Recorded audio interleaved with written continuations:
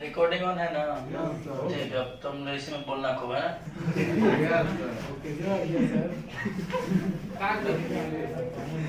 थोड़ा सीरियसली सही बोलना है।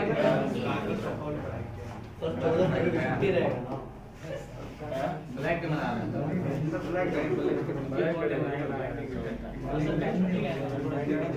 रैली निकालना है।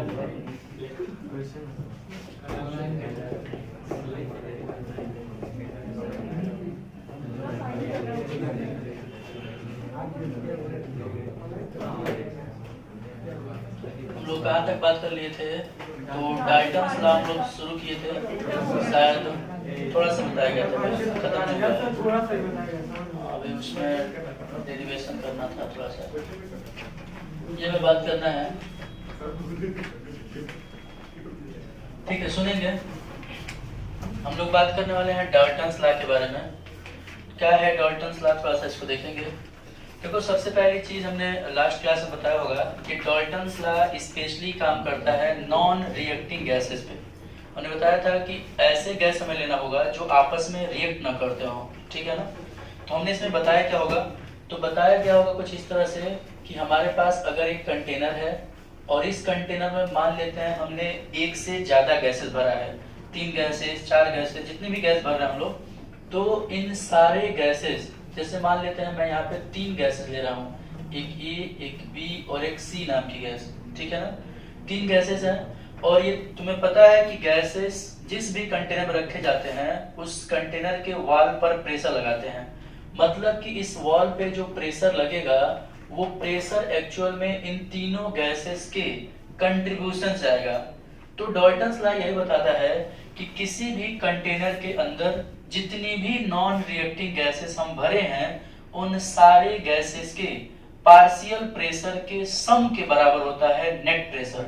मतलब इस वॉल पे जो प्रेशर लग रहा होगा वो टोटल प्रेशर इस गैस के प्रेशर, इस गैस के प्रेशर और इस गैस के प्रेशर, तीनों का पार्शियल प्रेशर है उसके सम के बराबर होगा। पार्शियल प्रेशर का मैं बताया होगा बात, क्या होता है पार्शियल प्रेशर। तो पार्शियल प्रेशर का मतलब मैंने बताया होगा कि किसी भी इंडिविजुअल गैस का प्रेशर, जैसे अगर मान लेते हैं ये ए हमारा जो गैस है, इसका जो प्रेशर होगा वो पार्शियल प्रेशर है, बी का जो प्रेशर होगा वो पार्शियल प्रेशर होगा, सी का जो प्रेशर होगा वो पार्शियल प्रेशर है। मतलब अगर हम बोले pressure of A gas and फिर बोले pressure of B gas and फिर बोले प्रेशर ऑफ सी गैस, तो इन तीनों अलग अलग जो प्रेशर वैल्यू है ये, इनको हम पार्शियल प्रेशर टर्म देते हैं। और इन तीनों को अगर हम ऐड कर दें तो ये तीनों प्रेशर नेट प्रेशर को बनाएगा। यही बात इतना सा डाल्टन ने बताया था। क्लियर है? कोई दिक्कत नहीं होनी चाहिए। तो ये हम लोग यहाँ बोला गया है डाल्टन्स लॉ में कि Dalton's law partial pressure state at given temperature total pressure exerted by 2 or more than 2 non-reacting gases occupy a definite volume is equal to sum of partial pressure. sum of partial pressure मतलब जितनी भी gases हैं उन सारे gases के partial pressure का सम, ठीक है ना? टोटल इच कंपोनेंट गैसेस, ठीक है ना? समझ गए होगे। तो यहाँ पे बात ये कही जा रही है कि जो भी हम गैस ले रहे हैं उस गैस के पार्शियल प्रेशर्स के सम के बराबर होता है टोटल प्रेशर, ठीक है ना? कोई दिक्कत वाली बात नहीं है। इसमें हमने एक एग्जांपल और बताया था तुम्हें कि अगर इस कमरे में अगर हम 10 लोगों को रख दें और 10 लोगों में से 5 लोग इस वॉल पे प्रेशर लगाना शुरू कर दें, तो हम बोलेंगे कि इस वॉल पे जो प्रेशर लग रहा है वो उन सबके कंट्रीब्यूशन से आ रहा होगा। वही चीज यहाँ भी है, ठीक है ना? कि अगर इस वॉल पे जो प्रेशर आ रहा होगा वो इन सारे गैसेस के कंट्रीब्यूशन से आ रहा है। तो इसका मतलब क्या हुआ, इस ए ने जितना प्रेशर एक्सर्ट किया, इस बी ने जितना प्रेशर एक्सर्ट किया और इस सी ने, इन सारे गैसेस के पार्टिकुलर प्रेशर को लेकर के ऐड कर देंगे अगर हम, तो यहाँ पे जो वॉल पे जो प्रेशर आ रहा है ना वो उसके बराबर होगा। वही चीज यहाँ लिखा गया है कि P total is equal to P1 P2 P3। मतलब यहाँ पे हम PA PB PC लिख सकते हैं। और ये रूल हमेशा नॉन रिएक्टिंग गैसेस पर लगेगा। मतलब ऐसे गैस हमको लेना पड़ेगा जो कैसा हो, आपस में रिएक्ट ना करता हो, नहीं तो सब फेल हो जाएगा यहीं पे। और फिर एक चीज ये कि ये constant volume and constant temperature पे काम करता है। ये हम पहले ही देख चुके हैं कि कांस्टेंट टेम्परेचर होना चाहिए, मतलब जब हम एक्सपेरिमेंट देख रहे हो तो पहले जो प्रेशर टेम्परेचर था इस कंटेनर के पास वही टेम्परेचर बाद में भी रहना चाहिए। कंटेनर का वॉल्यूम जो अभी है वही बाद में भी रहना चाहिए। वॉल्यूम घटना बढ़ना नहीं चाहिए, टेम्परेचर घटना बढ़ना नहीं चाहिए, तो ये रूल आराम से फॉलो हो जाएगा। ठीक है, तो थोड़ा सा बता दो तो क्या है डाल्टन्स लॉ। तो डाल्टन्स लॉ का मतलब बस इतना सा है, किसी भी कंटेनर में अगर हम एक से ज्यादा गैसेस रखे हैं और सारी गैसेस नॉन रिएक्टिंग है, आपस में रिएक्ट नहीं करेंगी, तो वॉल पे जो प्रेशर लगेगा, अगर यहाँ पास कंटेनर है तो उस वॉल पे जो प्रेशर लगेगा हर एक गैस के पार्टिकुलर प्रेशर के सम के बराबर होगा। जितनी भी गैसेस लिए हैं उन हर एक गैस का प्रेशर ले लो और उनको ऐड कर दो आपस में। समझ गए होगे? चलो अब थोड़ा सा यहाँ पे एक टर्म यहाँ पे देखो न्यूमेरिकल थोड़ा सा चीजें आ गई हैं। अभी कहाँ से आ रहा है इसको थोड़ा सा देखते हैं। ये आता है आइडियल गैस से। आइडियल गैस हम लोग पहले बात कर चुके हैं ना, क्या होता है आइडियल गैस इक्वेशन, तो थोड़ा सा इसको देखते हैं। आइडियल गैस इक्वेशन में बताया गया होगा कि यहाँ पे हमने बताया होगा कि PV इक्वल टू,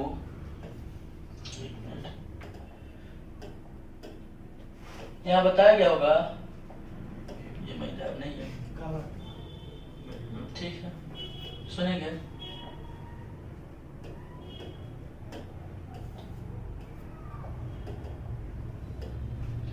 ये हम लोग पहले बात कर चुके हैं, PV इक्वल टू nRT, ये हमें पता है। और अगर हम इस रूल के अकॉर्डिंग एक चीज देखें, अच्छा अभी हम लोग क्या देख रहे थे, डाल्टन्स लॉ। डाल्टन्स लॉ में एक टर्म अभी हम लोग पढ़ के आए हैं just, P total equal to P1 plus P2 plus P3। यहाँ पे तीन गैसेस हमने लिया है तो ये रूल लगा, मतलब ये जो प्रेशर है P1 ये किसका है, पहली वाली गैस का, P2 किसका है, दूसरे वाले गैस का, ये क्या है, तीसरे वाले गैस का।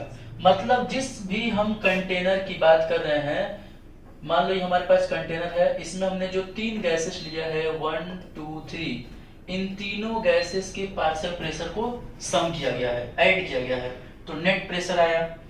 अब यहाँ थोड़ा सा देखेंगे, अगर हम आइडियल गैस की बात करें तो PV इक्वल टू nRT होता है। अगर मैं प्रेशर निकालना चाहता हूँ तो मैं क्या कर दूं, बस सिंपल सा इतना कर दूं, P equal to nRT by V, ऐसा लिख सकते हैं।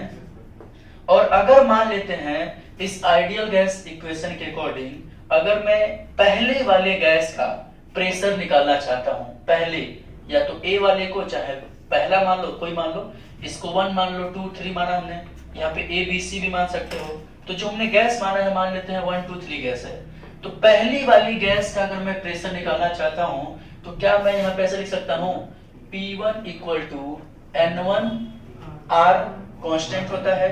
और इस रूल में, डाल्टन्स लॉ में, टेम्परेचर और वॉल्यूम सेम है, मैं शुरू में बोला हूँ, तो टेम्परेचर वही रहेगा, वॉल्यूम ये रहेगा। और जो गैस हमने यूज किया है इस कंटेनर में, जो गैस हमने डाला है उसका मान लेते हैं कितना मोल है, N1 मोल, तो ये N1 लिख दिया तो उसका प्रेशर P1 आ जाएगा।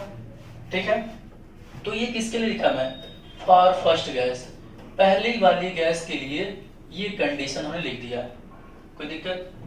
इसी तरह से क्या मैं दूसरी वाली गैस के लिए लिख सकता हूं, तो दूसरे वाले गैस के लिए भी ऐसे लिख सकते हैं हम लोग, P2 equal to N2 RT by V, क्योंकि वहां भी टेम्परेचर और वॉल्यूम क्या होगा, कांस्टेंट होगा।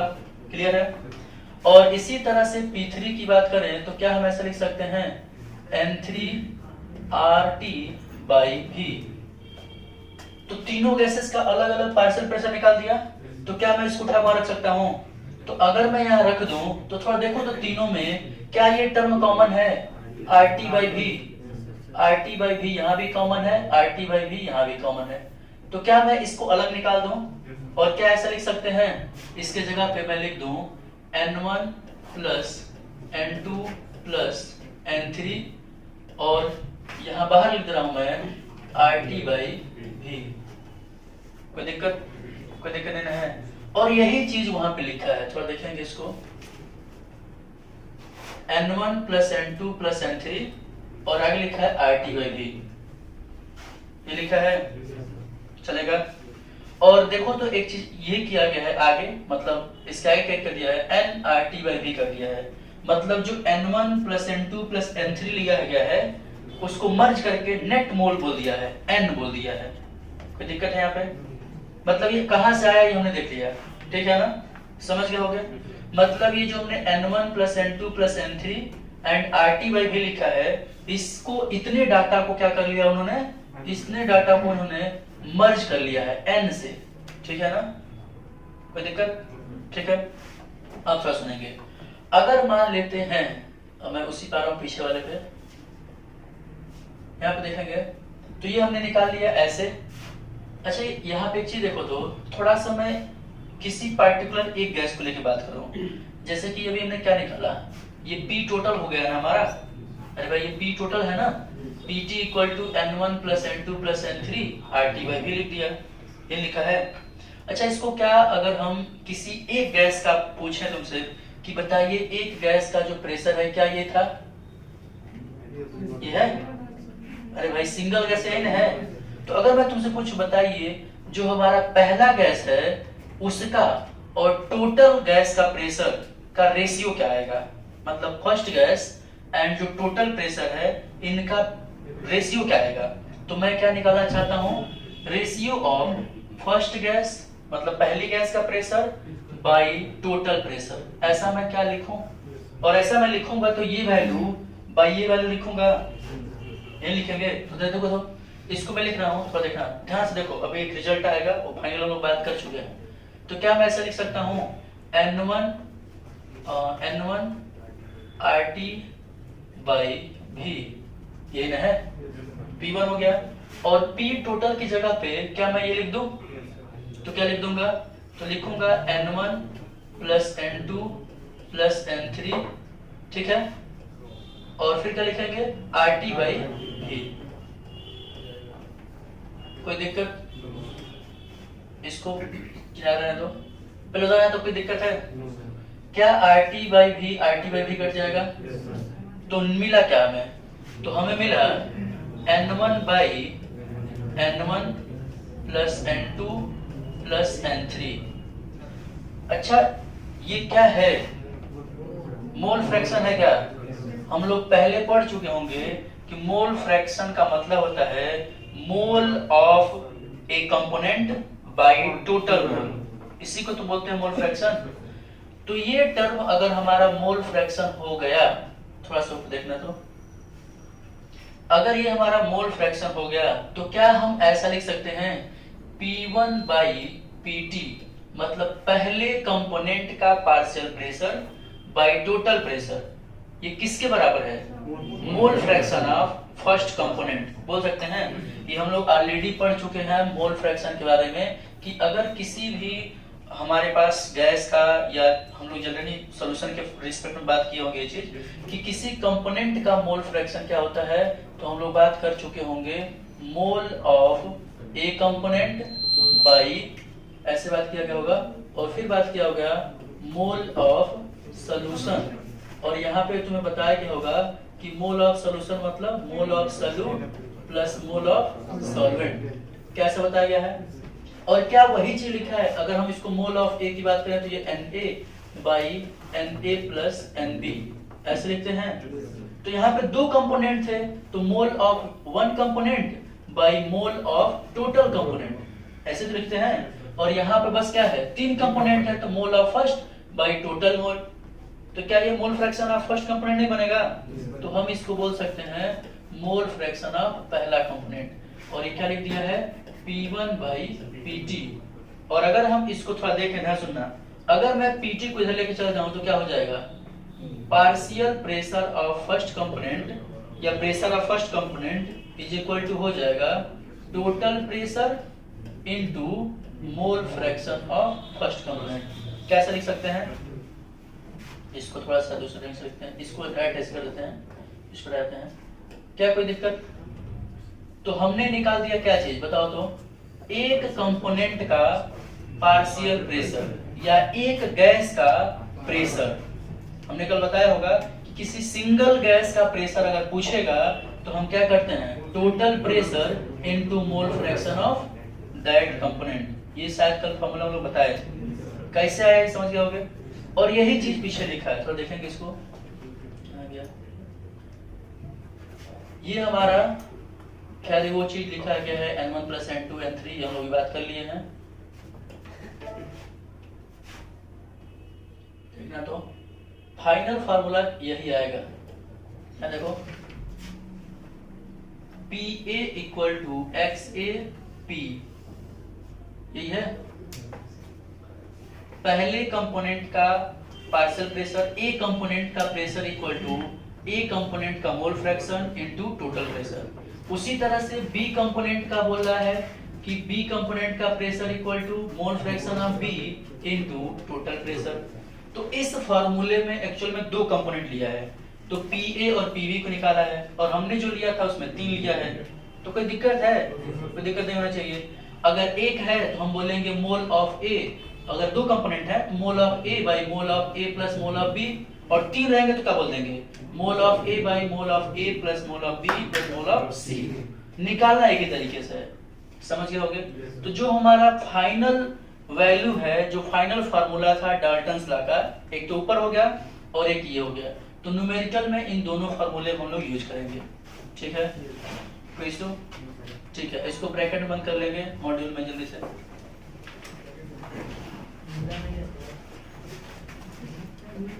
चिंता ना करो, कुरियर से मंगा रहे हैं, तुम्हारे घर डिलीवर करवा जाएगा, ठीक है।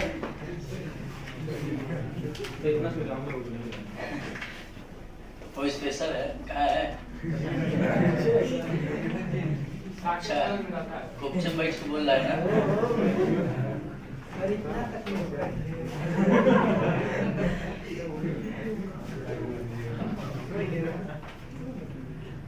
हो गया। अब थोड़ा सा एक टर्म इसमें है, छोटा सा सुनेंगे इसको भी। जल्दी करो, जल्दी करो।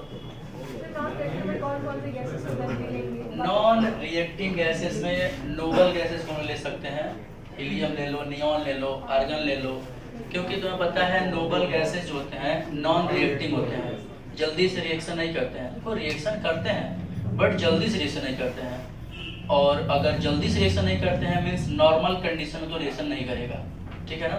तो हम उसको ले सकते हैं। तो कोई भी नोबल गैस ले सकते हैं, हीलियम ले लो, नियॉन ले लो, आर्गन ले लो, क्रिप्टॉन ले लो, जेनॉन ले लो, ठीक है। थोड़ा सा आगे बढ़े, और आगे हम एक चीज यहाँ पे है, थोड़ा सा इसको देखेंगे। यहाँ देखना तो एक टर्म लिखा गया है, तो ये हमें बताने की जरूरत नहीं है। ये फार्मूला देखो नीचे वाला, partial pressure of A component. किसी भी एक कंपोनेंट का पार्शियल प्रेशर अगर पूछ रहा है तो कैसे निकाला जाएगा, उसका मोल फ्रैक्शन इनटू टोटल प्रेशर। ये फॉर्मूला बन जाएगा ना नॉर्मल सा। अगर पहला कंपोनेंट है तो हम लिखेंगे A component is equal to mole fraction of A into P total pressure, और बी कंपोनेंट है हमारा, दो ही कंपोनेंट है तो पीबी का हो जाएगा एक्सबी इनटू पी, निकल जाएगा ना, ठीक है। आगे एक टर्म लिखा गया है यहाँ पे देखना तो प्रेशर ऑफ ड्राई गैस। अब ये क्या हम कहाँ यूज करेंगे, थोड़ा सुनेंगे। जैसे मान लेते हैं अभी हम लोग कंटेनर की बात कर रहे थे कि कंटेनर में अगर हम गैस भरे हैं तब डाल्टन्स लॉ लगाते हैं ऐसे, लेकिन मान लेते हैं कहीं ऐसे जगह पे पूछ लिया जाए जहां पे कोई लिक्विड सरफेस है। जैसे मान लेते हैं हमने क्या किया, एक ऐसे बाल्टी ले लिया और इसमें पानी भर रखा है, ठीक है ना, ऐसे से पानी भर रखा है, और पूछा जाए कि बताइए इस वाटर सरफेस के ऊपर कितना प्रेशर लग रहा है, जो एयर है हमारा उसका प्रेशर कितना लग रहा है, ये बताइए। तो देखना थोड़ा सा यहाँ पे दिमाग लगाने वाली बात है। हम जनरली क्या मान लेते हैं कि वाटर सरफेस पे एयर का ही प्रेशर लग रहा है, जबकि ऐसा होता नहीं है।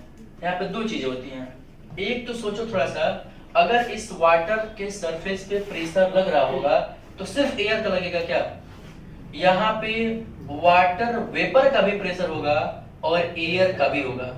देखो दो चीजें हैं, तुम्हें पता है एयर के अंदर, एयर जो होता है उसमें हमारी गैसेस भी हैं, जैसे कि नाइट्रोजन भी हो सकता है, या ऑक्सीजन हो सकता है, या CO2 हो सकता है, या हीलियम हो सकता है, या हाइड्रोजन हो सकता है।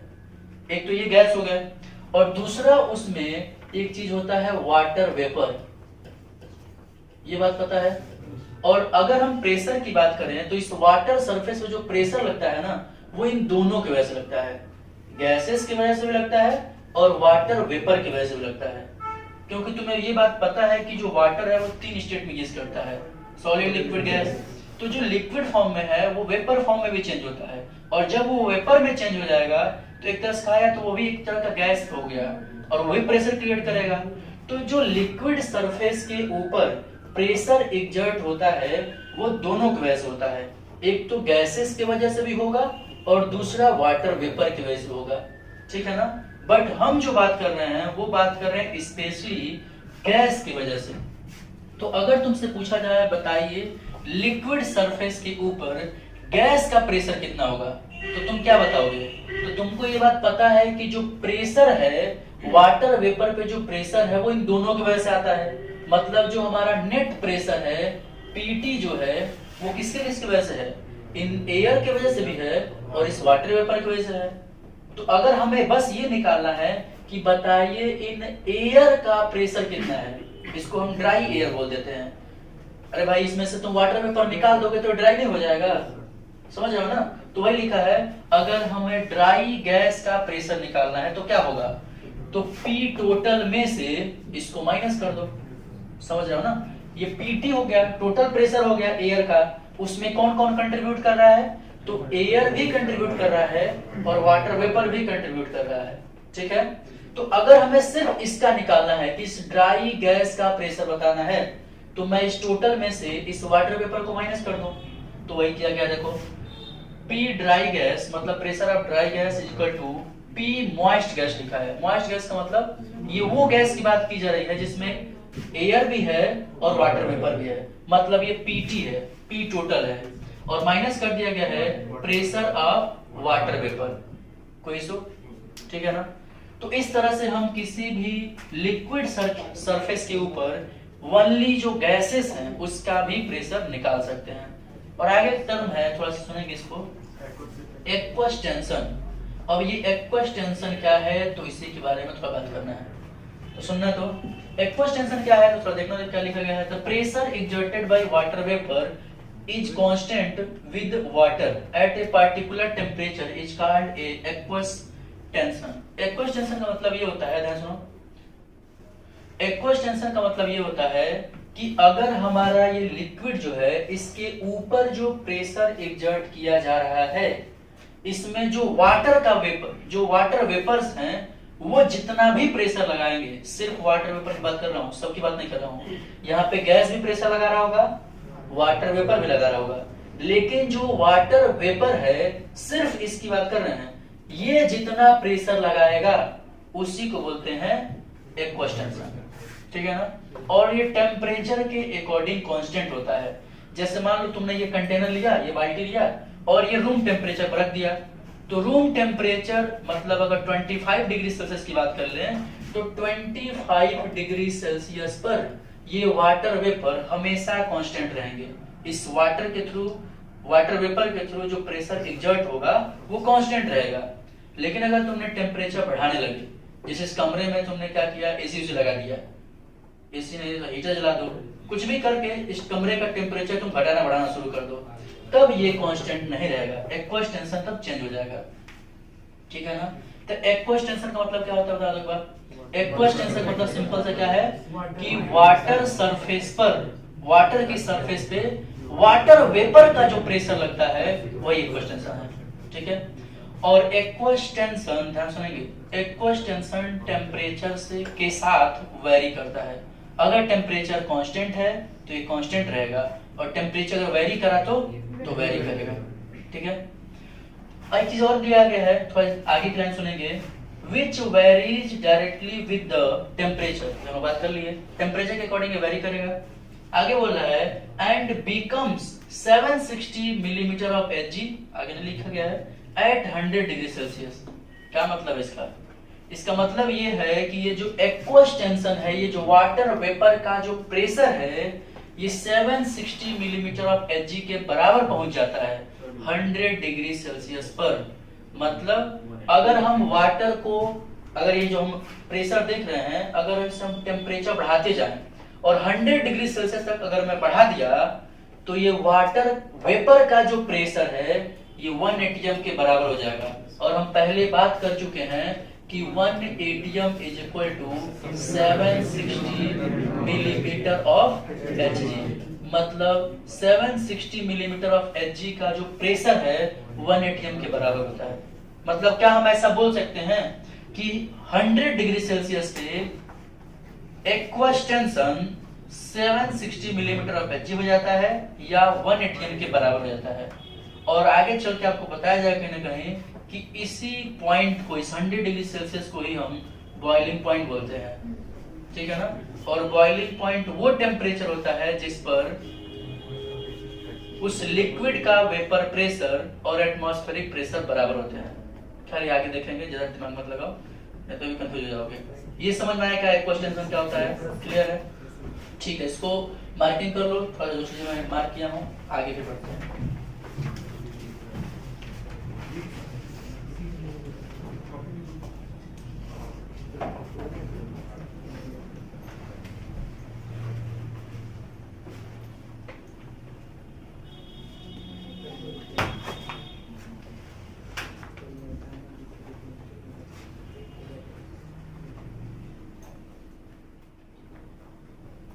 ठीक है, आगे बढ़ा जाए।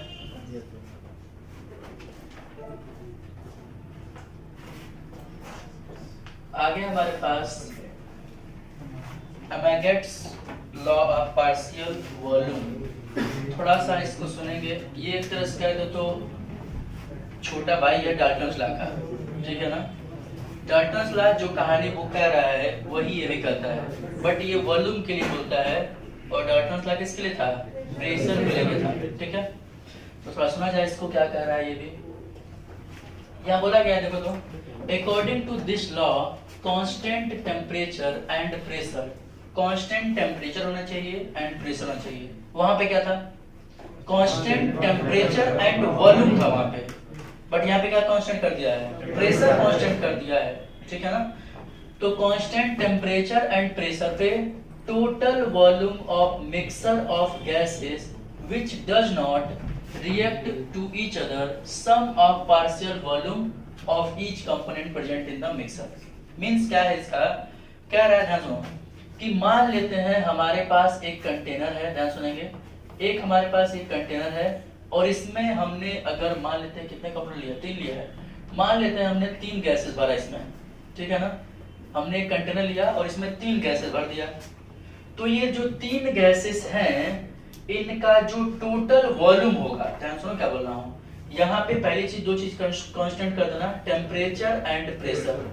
टेम्परेचर एंड प्रेशर जब कांस्टेंट रहेगा तो ये वाला पहला वाला गैस, दूसरा वाला गैस और तीसरा वाला गैस, ये अलग अलग जितना वॉल्यूम घेरेंगे, अलग अलग जितना वॉल्यूम कंटेन करेंगे, इस टोटल इनके वॉल्यूम का जो मर्ज कर दे इनको वॉल्यूम को, इनके वॉल्यूम का जो सम होगा वही इस कंटेनर का वॉल्यूम होगा।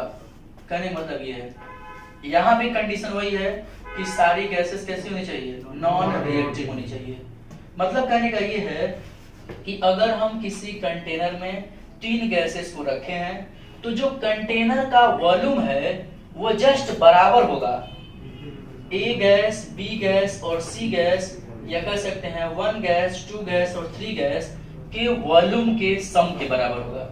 मतलब पहले गैस का जो वॉल्यूम है वो, दूसरे गैस का वॉल्यूम है वो और तीसरे गैस का वॉल्यूम है वो, इन तीनों के वॉल्यूम को अगर मैं मर्ज कर दूं तो इस कंटेनर के वॉल्यूम के बराबर आ जाएगा।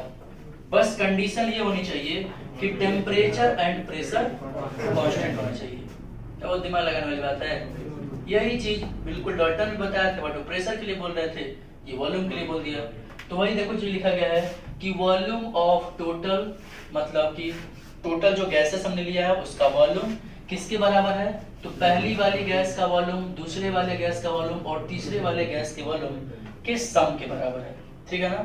तो जो गैसेस हमने लिया है पहला, दूसरा, तीसरा, इन तीनों गैसेस के वॉल्यूम को सम कर दें तो ये आ जाएगा टोटल कंटेनर के वॉल्यूम के बराबर, ठीक है। तो ये खत्म हो गया है अभी। और इसमें भी वही चीज है, पार्शियल प्रेशर वहां निकालते थे, यहाँ पार्शियल वॉल्यूम निकालेंगे, जैसे वहां कर रहे थे वैसे यहाँ करेंगे। तो कैसे कर दें? तो देखो यहाँ पे PV इक्वल टू nRT के हिसाब से लिया गया है। तो थोड़ा सा अगर हम देखें चीजों को, एक चीज यहाँ पे देखो तो पार्शियल वॉल्यूम के लिए क्या बात कही गई है कह रहा है partial volume of any component is defined as the volume occupied by the particular component measured under the given condition and pressure and temperature. ये छोड़ दो, कोई दिक्कत नहीं है, नीचे आता डायरेक्ट, ठीक है ना। आइडियल गैस इक्वेशन के बारे में तुमको पता है, PV इक्वल टू nRT होता है, ठीक है। अच्छा यहाँ पे क्या क्या कांस्टेंट रखा है, टेम्परेचर एंड प्रेशर। तो अगर मैं टेम्परेचर कांस्टेंट कर दिया और प्रेशर कांस्टेंट कर दिया और गैस कांस्टेंट होता ही है, तो बचा क्या, V एंड N। तो क्या हम ऐसा बोल सकते हैं कि अगर ये कांस्टेंट है तो सारे कांस्टेंट को अगर हम हटा दें तो एक रिलेशन आता है ना, कांस्टेंट आता है तो इक्वल टू आ जाता है, कांस्टेंट गायब हो जाएगा तो रिलेशन आ जाएगा, और दोनों इक्वल टू में है, means V directly proportional to N। मतलब नंबर ऑफ मोल्स अगर हम बढ़ाएंगे तो वॉल्यूम बढ़ेगा, और यही चीज हम लोग शायद बात कर चुके हैं। ये कौन सा रूल था, एवोगैड्रो लॉ, पहले बात कर चुके हैं, ठीक है। तो वही चीज यहाँ लिखा गया है, कहानी खत्म। आते हैं पार्शियल वॉल्यूम पे। अगर बताओ हमें वॉल्यूम निकालना होगा तो हम क्या कर दें, क्या इस P को इधर कर दें तो हमारा कुछ इक्वेशन कुछ इस तरह से आ जाएगा। थोड़ा सा मैं इसको ऊपर कर रहा हूँ,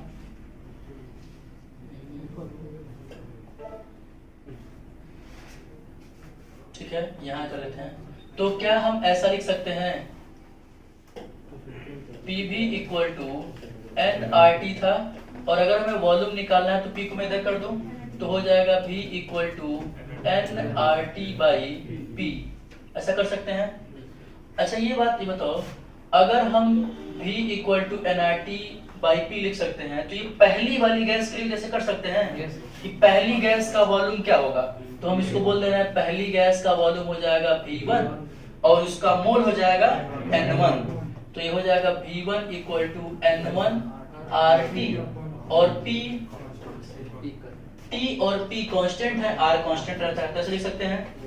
और दूसरी वाली गैस के लिए हम बोलते हैं V2 equal to N2 RT by P लिख सकते हैं। और तीसरी वाली गैस के लिए क्या मैं लिख सकता हूँ, volume of third gas equal to mole of third gas RT by P, ऐसा लिख सकते हैं। और तीनों में देखा जाए, अच्छा बताओ अगर हम टोटल वॉल्यूम की बात करें तो इसके इसके इसके सम के बराबर था।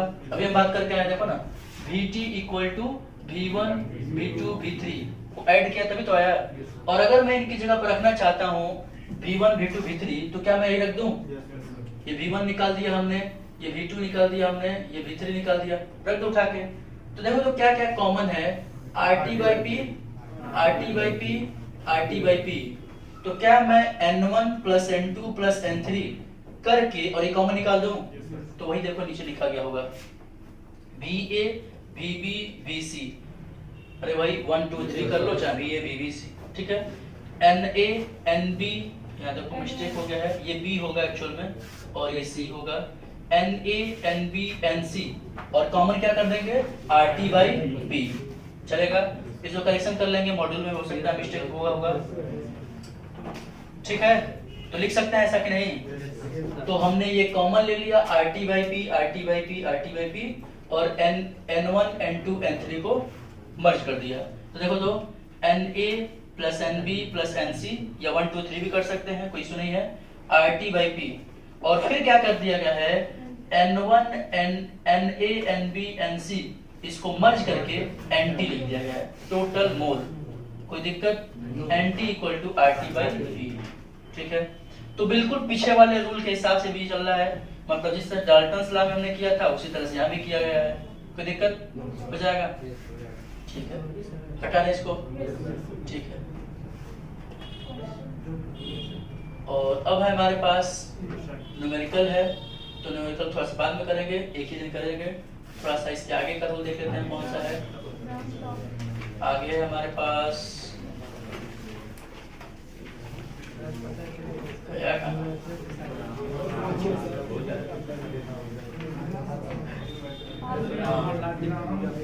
Graham's law of diffusion and diffusion. Time कितना है, चलिए ठीक है, आज इतना ही रखेंगे, फिर अगले क्लास में, ठीक है, क्योंकि अगली क्लासेस भी चलने वाली है। सर रहने दीजिए। नहीं, थोड़ा सा टाइम को लेकर के क्लास छूटा है इसलिए इस बार लेट है, ठीक है ना? तो कोई नहीं, इतना ही याद रखते हैं। और थोड़ा सा सब लोगों से एक रिक्वेस्ट रहेगा कि थोड़ा पढ़ गया है, ठीक है ना? चाहे समझ में आए अच्छा ना समझ में आए, बट अपना ट्राई जरूर करते रहो। दिक्कत क्या है ना कि बहुत सारे लोग नहीं तो है कि शुरू में आए थे तो बहुत जोश में थे, अरे अब तो पढ़ना ही है, निकाल ही देना है नीट और जेईई। लिखने में मैं देख रहा हूँ कई सारे लोग ढीले हो गए हैं, कोई शादी खा रहा है तो कोई पूरी खा रहा है, समझ ही नहीं आ रहा है क्या कर रहा है। तो ठीक है, चीज़ें होती हैं, बट साथ साथ में पढ़ाई डिस्टर्ब नहीं होना चाहिए। अब ये नहीं कि शादी के चक्कर में पढ़ाई लिखाई छोड़ दिया। शादी एक अलग चीज़ है, जहाँ आप जा रहे हैं एंजॉय करिए, लेकिन आने के बाद तुरंत पढ़ाई शुरू हो जाना चाहिए। अब ये नहीं कि वहीं सोच रहा है आदमी इस वीडियो को मैं एडिट कर रहा हूँ खूब बढ़िया डालूंगा, ठीक है ना? बोल रहा है ना, अपना भी तैयारी करने लग रहा है। अपना भी सारी तैयारी चल रहा है ना? भी टाइम है, तुम लोग बाकी है, ठीक है ना? थोड़ा सा चीज़ों को नहीं तो बता दें, अब जो टाइम चल रहा है ना, इसमें तो है कि ये वो टाइम नहीं है कि शुरुआत में आए थे तो सबका पढ़ने का मन करेगा, नहीं। ये अब वो टाइम है ना कि थोड़ा सा चीज़ें डिस्टर्ब होंगी। हो सकता है कोई शादी में चला जाए, हो सकता है कि मन ना हो रहा पढ़ने का, ये हो सकता है कि कई और सारी चल रही हो, तो डिस्ट्रैक्शन हो रहा होगा। तो थोड़ा सा अपने आप को ट्रैक पर रखने की जरूरत है, ठीक है ना? और बहुत सारे लोग डिस्टर्ब हो भी गए होंगे, तो ये आज की बातें इसीलिए कही जा रही हैं कि वो ट्रैक पे आ जाए, ठीक है? तो कोई वो चाहे ना हो, लेकिन ये होता है कि थोड़ा सा ध्यान रखो। एक चीज और है, ये वाला जो छोड़ दो, काट देंगे, कोई दिक्कत नहीं है, वो लास्ट में कट जाएगा। चक्कर पकड़ हम कहेंगे सब कुछ जब छत में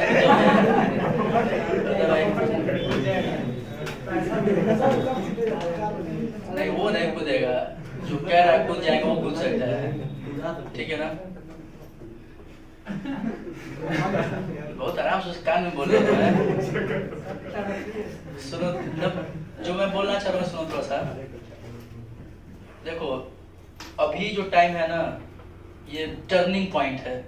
इसी में से देखो क्लास में आप लोगों के बहुत सारे ऐसे बच्चे हैं जो अभी भी लगे हैं, पढ़ रहे हैं, लेकिन कई सारे लोग डिस्ट्रैक्ट हो चुके हैं। और ये देखना 2 साल बाद हो सकता है, आज या 2 साल बाद या 3 साल बाद, जब आप लोगों में से कोई सेलेक्ट होगा, कोई नहीं सेलेक्ट होगा, तो बस उतने दोनों लोगों में बस इतना ही अंतर रहेगा कि वो उस टाइम भी पढ़ रहा था जिस दिन उसके घर शादी थी, और वो उस टाइम नहीं पढ़ रहा था जिस दिन उसके मोहल्ले में शादी थी, समझ ना? तो थोड़ा सा अंतर क्रिएट होगा धीरे धीरे, और ये शुरू हो गया है। अब ये सब लोगों पे डिपेंड करता है कि कौन अपने आप को कंजर्व रखे हुआ है, कौन अपने आप को बचाए रखा हुआ है। बस ये चीज़ है कि शादी में एंजॉय करने वाली बात है, एंजॉय करिए, उसमें दिक्कत वाली बात नहीं है, लेकिन उसको लेकर के 2 दिन पढ़ाई डिस्टर्ब हो जाए, ये गलत बात है, ठीक है ना?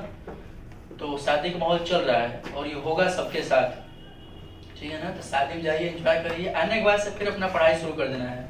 अब ये नहीं कि उसके चक्कर में लेकर के 4 दिन डिस्टर्ब कर दिया, तो ये बहुत गड़बड़ चीज़ है, ठीक है ना? और आने वाला जो टेस्ट है इस महीने में होगा, तो थोड़ा सा सब लोग तैयारी बढ़िया से रखें। और इस महीने में लास्ट में नहीं होगा, लगभग 15, 16 है ही, आज 14 है, तो इनके मान चलिए 25 को तक टेस्ट हो जाएगा। मतलब इस वीक के बाद, मतलब ये वीक जो आ रहा है, इस वीक के बाद, हाँ यही चैप्टर आएगा, गैसेस स्टेट ही रहेगा, और अदर सब्जेक्ट में देख लीजिएगा, पूछ लीजिएगा कौन सा सब टॉपिक आएगा। मतलब इस वीक के बाद टेस्ट की मैक्सिमम पॉसिबिलिटी है, ठीक है ना? तो ध्यान रखना थोड़ा सा।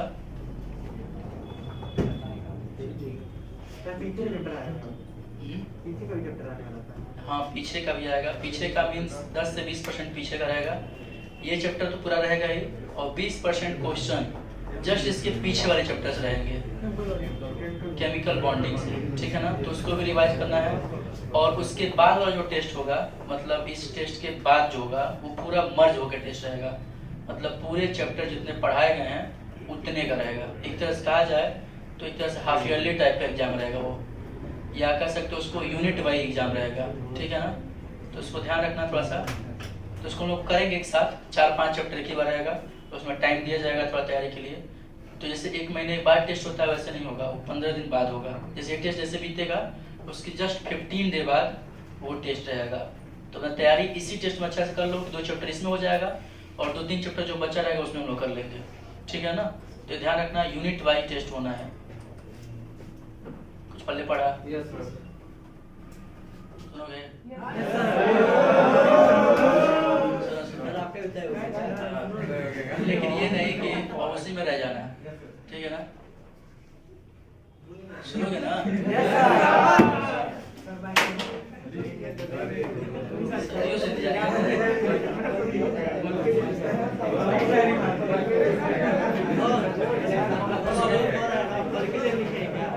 अब सब साथ जाओ, सुनो। हाँ ये कुछ ऐसा सारी नहीं है, थोड़ा सा तुम्हारे काम का भी हो सकता है, ठीक है ना। सुनना, चलता रहूंगा पथ पर, चलता रहूंगा पथ पर, सुनो सुनो, चलता रहूंगा पथ पर, चलने में माहिर बन जाऊंगा। चलता रहूंगा पथ पर, चलने में माहिर बन जाऊंगा। या तो मंजिल मिल जाएगी या तो अच्छा मुसाफिर बन जाऊंगा।